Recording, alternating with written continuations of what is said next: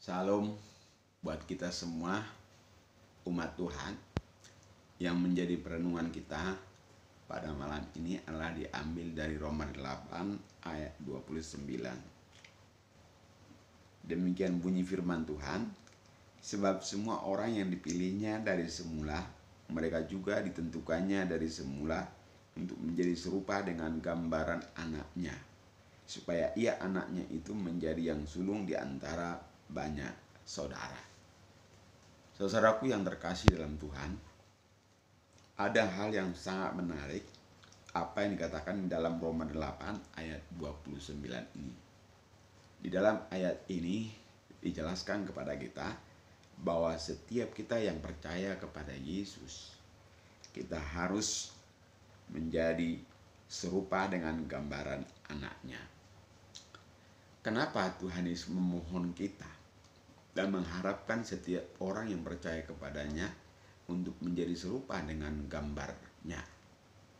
Harapan itu adalah sesuatu yang wajar karena kita ini adalah ciptaan Kristus.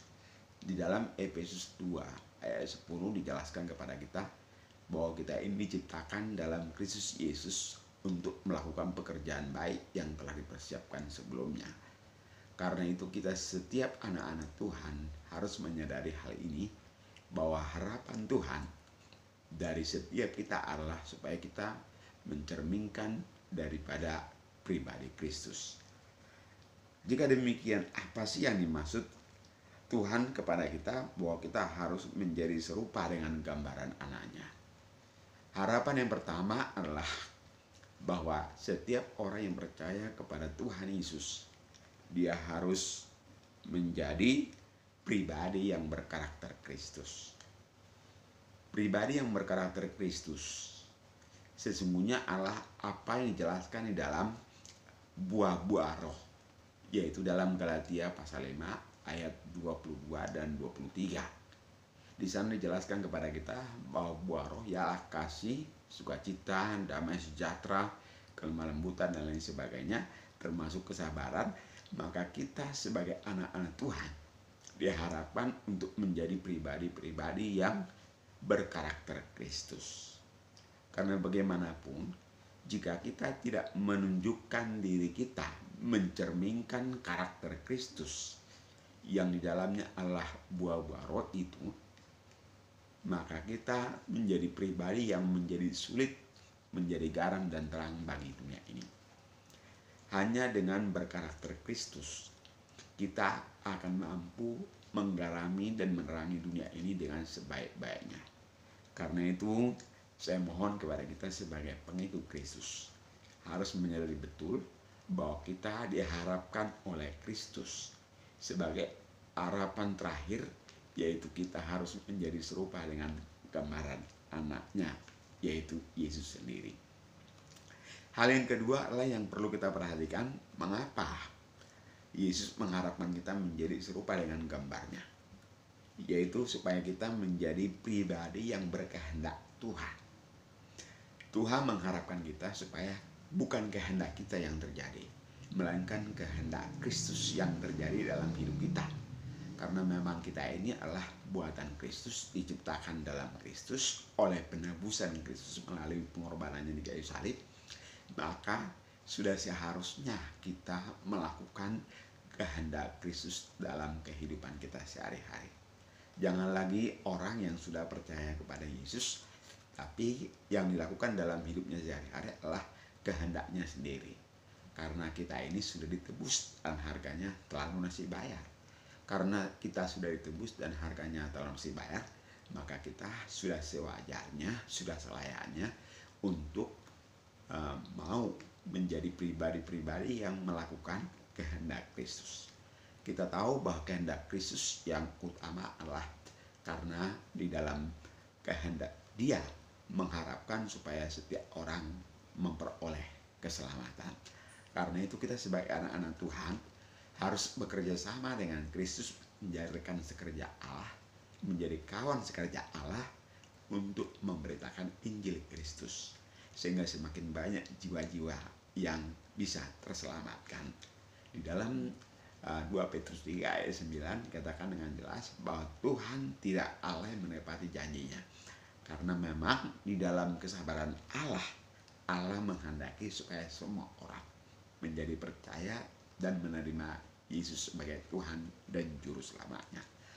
Hal yang ketiga yang perlu kita perhatikan adalah mengapa Tuhan mengharapkan kita menjadi pribadi yang menggambarkan pribadi Kristus. Yaitu Tuhan menghendaki kita supaya kita memiliki keteladanan kepada Kristus dalam hidup kita, bahwa teladan utama dalam hidup kita adalah Kristus. Maka kita sebagai anak-anak Tuhan harus meneladani daripada pribadi Yesus, karena memang dialah teladan utama dan teladan yang agung dalam hidup kita, supaya Kristus menjadi teladan, menjadi tokoh, menjadi ukuran dari seluruh tingkah laku, perbuatan maupun sikap kita sehari-hari. Karena itu mari kita saudaraku yang terkasih dalam Tuhan, kita meneladani Kristus. Apa yang perlu kita teladani? Yang pertama adalah kita perlu meneladani yaitu rela berkorban. Yesus adalah pribadi yang rela berkorban. Dia rela meninggalkan kealahannya dan menjadi sama dengan manusia. Semuanya karena kasih karunia-Nya kepada kita. Semuanya karena Dia begitu mengasihi kita semua. Karena itu mari kita semuanya sebagai anak-anak Tuhan untuk mau sungguh-sungguh mau meneladani Kristus dan menjadikan Kristus menjadi tokoh sentral dalam hidup kita, sehingga kehidupan kita menjadi pribadi-pribadi yang mau berkorban dalam hidup ini. Tanpa pengorbanan, maka pengampunan menjadi sesuatu yang sulit didapatkan. Karena itu melalui pengorbanan Kristuslah kita memperoleh keselamatan daripada Kristus. Karena itu saudara yang terkasih dalam Tuhan, mari kita sungguh-sungguh untuk meneladani Kristus. Yang kedua adalah yang perlu kita teladani, yaitu kita menjadi pribadi yang mau melayani. Yesus berkata bahwa aku datang bukan untuk dilayani, tetapi untuk melayani. Itulah sebabnya Yesus selalu berkomitmen sungguh-sungguh bahwa hidupnya adalah untuk melayani Bapa. Kita pun dalam perjalanan kita dalam mengiring Kristus sudah sewajarnya, sudah selayaknya bahwa kita menjadi pribadi-pribadi yang mau melayani. Melayani lewat segala apapun yang Tuhan berikan kepada kita sebagai kesempatan untuk melayani.